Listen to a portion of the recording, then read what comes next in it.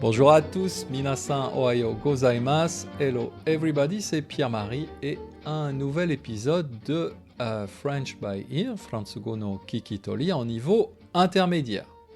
J'espère que vous allez bien. Aujourd'hui, je parle de la relativité du charme des insectes. C'est-à-dire que le charme des insectes n'est pas le même partout dans le monde. Pourquoi je parle de ça? Parce que la semaine dernière, je suis allé, comme chaque semaine, dans une association de quartier. Dans cette association, il y a presque tous les jours des activités, des cours, des réunions, des ateliers, donc toutes sortes d'activités, mais c'est une petite maison de quartier, donc en général, dans ces activités, il y a au maximum 10 personnes, on va dire. Par contre, la semaine dernière, quand j'y suis allé, une réunion venait de se terminer et il y avait plein de monde, il y avait au moins 30 personnes. Comme je suis curieux, j'ai posé la question, c'était quoi cette réunion? On m'a expliqué que c'était la présentation d'un livre sur les insectes. Alors, il y a 4 ans, cette information m'aurait beaucoup étonné. Je connais maintenant le Japon un peu mieux et je me suis dit, Sasugani, évidemment, les Japonais adorent les insectes. Je me suis dit aussi, dans une minute, quelqu'un va me parler de Jean-Henri Fabre. Je me suis un peu trompé parce que j'ai dû attendre 3 ou 4 minutes avant que quelqu'un ne me parle de Jean-Henri Fabre. Normalement, si vous êtes japonais, vous savez qui est Jean-Henri Fabre. C'est un scientifique français, un spécialiste des insectes, qui a vécu essentiellement au XIXe siècle. Il est très connu ici au Japon parce que son travail, et en particulier un de ses livres qui s'appelle Scènes de la vie des insectes, est étudié à l'école au Japon et notamment à l'école primaire. Donc, normalement, tous les Japonais connaissent. La première fois que j'ai entendu parler de ce monsieur Fabre, donc, ce sont des élèves qui m'en ont parlé et ils étaient très surpris que je ne le connaisse pas. Alors, comme je suis assez nul en sciences et en sciences naturelles, je me suis dit, c'est peut-être simplement moi qui ne connais pas, mais j'ai posé la question à beaucoup d'amis, à beaucoup de personnes dans ma famille, et je peux dire que probablement 99% des Français ne savent pas qui est Jean-Henri Fabre. Il faut dire que pour nous, Français, les insectes en général sont plutôt considérés comme un problème, comme une nuisance, comme quelque chose dont on voudrait se débarrasser. D'ailleurs, si on regarde dans le dictionnaire, ce que j'ai fait pour préparer ce podcast, on s'aperçoit qu'il y a seulement 3 mots de la famille insectes dans le dictionnaire. Il y a d'abord bien sûr le mot insecte, il y a ensuite le mot insecticide, qui veut dire quelque chose qui tue les insectes, et il y a aussi le mot insectivore, pour décrire des animaux qui mangent des insectes. Donc, sur la base du dictionnaire, si on résume, en France, les insectes, on les tue ou alors on les mange, enfin, surtout si on est un animal. Au Japon, donc, c'est très différent. Les Japonais aiment beaucoup les insectes. Il y a sans doute beaucoup de raisons à ça, mais la première raison, peut-être, c'est que d'abord, ici, il y a une grande variété d'insectes, probablement à cause ou grâce au climat. Ça dépend si on aime les insectes ou pas, à cause ou grâce. En tout cas, du fait du climat, pour adopter une position neutre, du fait du climat, il y a beaucoup d'insectes différents avec des formes différentes et des couleurs différentes. Donc, c'est sans doute plus intéressant qu'en France ou en Europe plus généralement.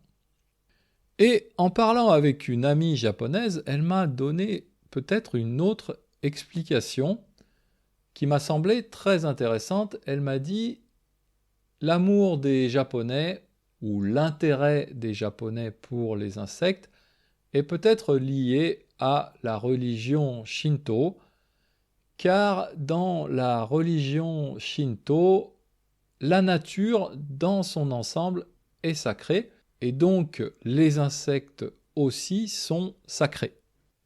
J'ai trouvé cette explication intéressante et du coup j'ai fait une petite recherche internet sur Jean-Henri Fabre et j'ai trouvé un extrait de son livre qui colle assez bien, qui correspond assez bien à cette idée de Shinto.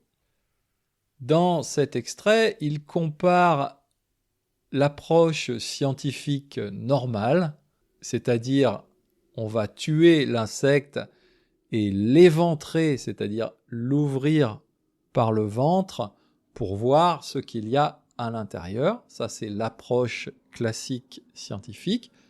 Il compare cette approche à son approche à lui, et donc il écrit « Vous éventrez la bête, et moi je l'étudie vivante. » D'accord ? Et il continue un peu plus loin, il dit, toujours en parlant des autres scientifiques, « Vous scrutez la mort, et moi je scrute la vie. » Scruter, c'est un verbe qui veut dire regarder attentivement, étudier quelque chose. Et donc j'ai trouvé que cet extrait, que je vais mettre en entier sur mon site internet, j'ai donc trouvé que cet extrait correspondait bien à l'idée de mon ami par rapport au caractère sacré de la vie des insectes.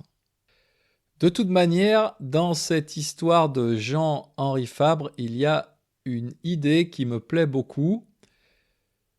C'est cette idée que on peut être un peu bizarre, un peu étrange dans son propre pays, mais très populaire ailleurs.